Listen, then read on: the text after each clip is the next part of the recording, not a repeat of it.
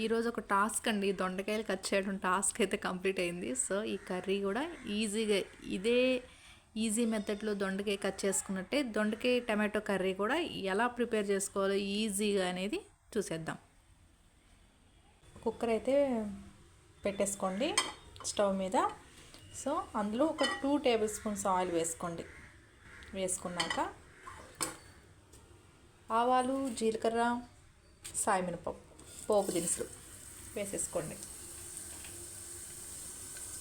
అవి కొంచెం చిటపటలాడాలి. మంచి స్మెల్ అనేది వస్తుంది. ఫ్రై అయిన వెల్లుల్లి రెబ్బలు వేసుకుందాం. తర్వాత నెక్స్ట్ కట్ చేసి పెట్టుకున్న చిన్న చిన్న ఆనియన్స్, 2 పచ్చిమిరపకాయలు అవి కూడా వేసేసుకుందాం.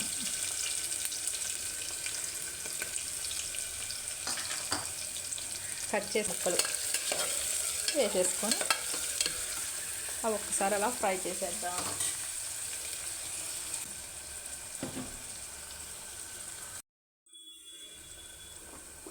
కరివేపాకు కూడా ఇప్పుడు యాడ్ చేసుకోండి. నేను వేసుకోవడం మర్చిపోయాను, లాస్ట్లో వేసుకున్నాను. మీరు ఇప్పుడు యాడ్ చేసుకోండి. కట్ చేసి పెట్టుకున్న దొండకాయలు వేసేద్దాం.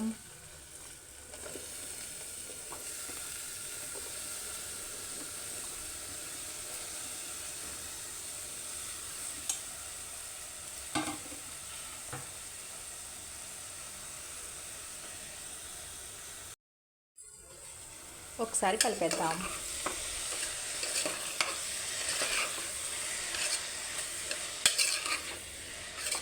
ఇలా కలిపేసుకున్నాక కట్ చేసి పెట్టుకున్న టమాటోస్ వేసేద్దాం.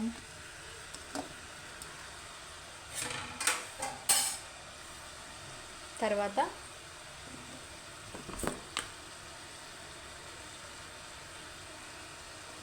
సరిపడినంత పసుపు,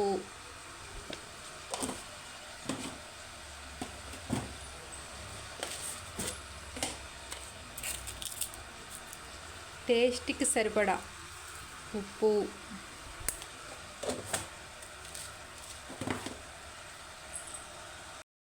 టేస్ట్కి లైట్గా మసాలా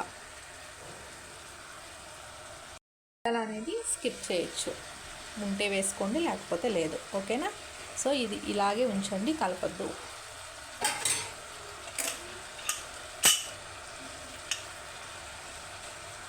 స్టవ్ అయితే మంట అయితే స్లోగా పెట్టుకోండి, సిమ్లో నిదానంగా పెట్టండి. తర్వాత కుక్కర్ మూత పెట్టేయండి. ఒక్క విజిల్ వచ్చే వరకు అయితే ఉంచండి. అయితే ఏక్ నిరంజన్ లాగా ఇది ఇటువైపు ఉన్నది ఇదైతే పని చేయట్లేదండి. సో ఇంకా ఒక్క స్టవ్ మీదే వంట అనేది జరుగుతుంది ప్రస్తుతానికైతే. సో చూడాలి, దీని పని కూడా చూడాలి, అప్పుడు ఫాస్ట్గా అవుతుంది కదా.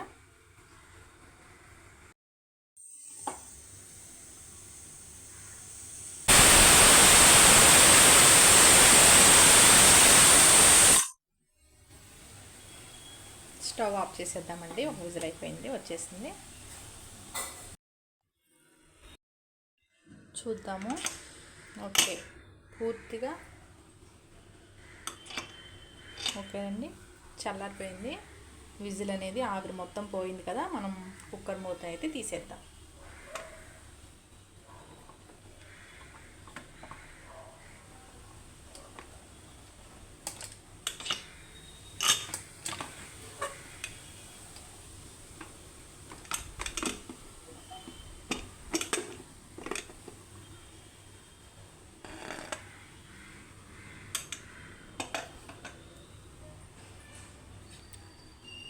వావ్ కదా, చూడండి ఇలా మంచిగా మొత్తం ఇలా కుక్ అయిపోయినాయి.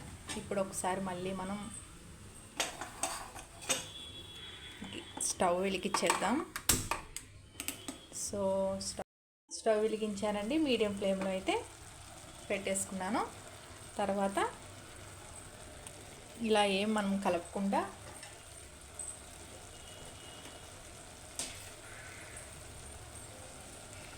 కారం సరిపడినంత వేసుకోండి. అంటే మీ టేస్ట్ ఎక్కువ తిన్న వాళ్ళు ఎక్కువ, కారం అయితే సరిపడినంత వేసుకోండి.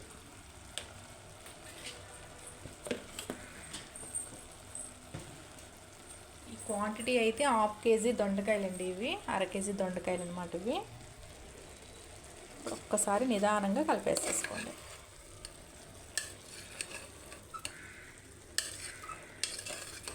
చూసారా,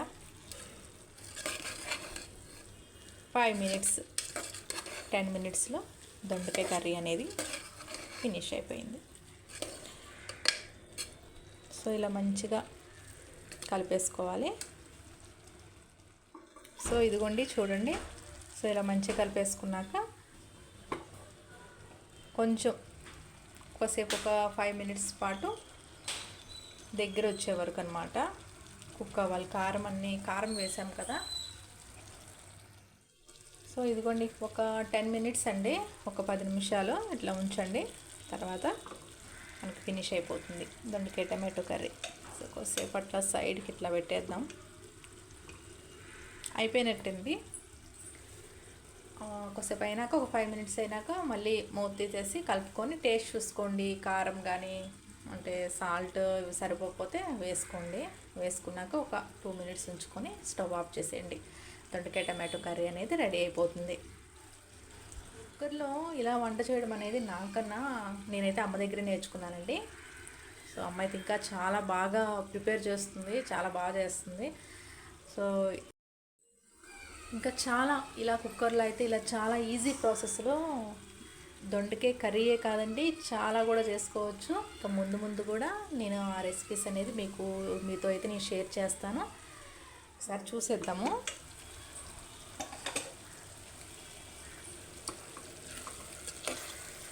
ఇంకోటి ఇట్లా దగ్గరికి వచ్చే వరకు ఉంచాలి, అంతే మనకి కలుపుకోవడానికి బాగుంటుంది.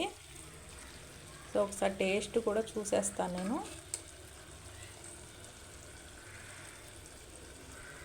చూసారా, వేడిగా ఉంది, మీకు చూపించడానికైనా. ఒక నిమిషం. ఓకే చూడండి ఎంత బాగా కుక్ అయిపోయిందంటే చాలా ఫాస్ట్గా. అసలు అయితే టేస్ట్ చూద్దాం. ఓకేనండి, అన్నీ సరిపోయినాయి, సూపర్గా ఉంది. కాకపోతే కొంచెం సాల్ట్ అనేది వేసుకోవాలి. అదేంటోనండి నా చేతితో సాల్ట్ వేసానంటే ఎక్కువైపోద్దండి, లేకపోతే అసలు సరిపోదు. అసలు చాలా జాగ్రత్తగా ఉంటా ఆ విషయంలో, నేను సాల్ట్ విషయంలో.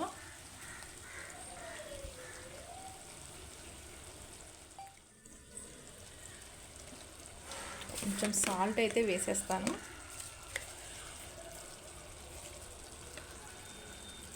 సరిపడినంత సరిపోతుంది.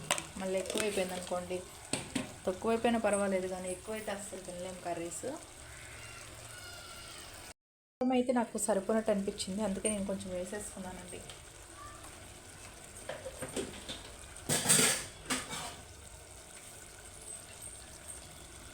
అమ్మ తినేస్తుందండి, నాన్న కూడా తినేస్తారు. కాకపోతే నాన్నకి ఏంటంటే కొంచెం స్పైసీగా కారంగా ఉండాలి, అప్పుడే ఏ కర్రీస్ అయినా ఇష్టపడతారు నాన్న.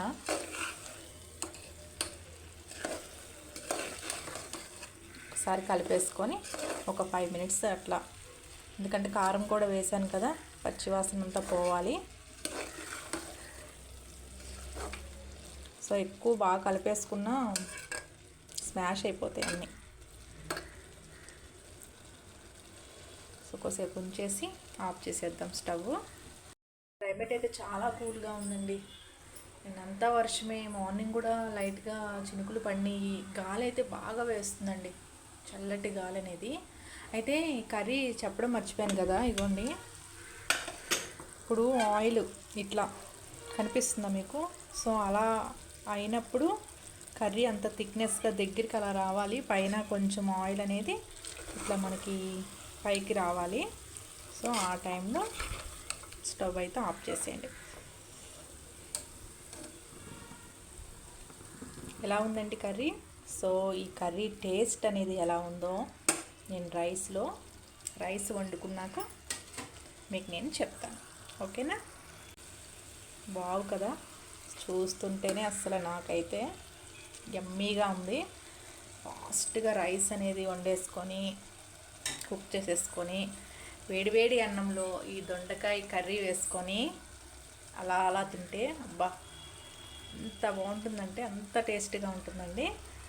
సో అయితే మీరు కూడా ఇంకా ట్రై చేయలేదు అన్న వాళ్ళైతే ఒకసారి ట్రై చేయండి. తెలుసు అన్నవాళ్ళు ట్రై చేసాను, మేము కూడా ట్రై చేసాము ఇలా అన్న వాళ్ళైతే నాకు కామెంట్ బాక్స్లో అయితే కామెంట్. ఓకే, దీన్ని ఇలా పక్కన పెట్టేసుకుందాము. ఈ స్టవ్కి ట్రాన్స్ఫర్ చేసాను, పక్క స్టవ్ పైన పెట్టేద్దాం. అయితే రైస్ పెట్టేసుకుంటాను. సో ఫాస్ట్గా అవ్వాలి కదా, ఒక 10 మినిట్స్ 15 మినిట్స్లో రైస్ అయిపోతుంది. చక్కగా వేడివేడి అన్నంలో వేసేసుకొని తినేస్తాను. ఓకేనండి.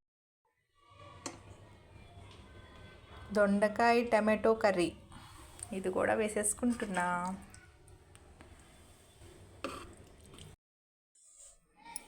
ఇలా వేడివేడి అన్నంలో చక్కగా దొండకాయ టమాటో కర్రీ వేసుకొని కలుపుకొని మంచిగా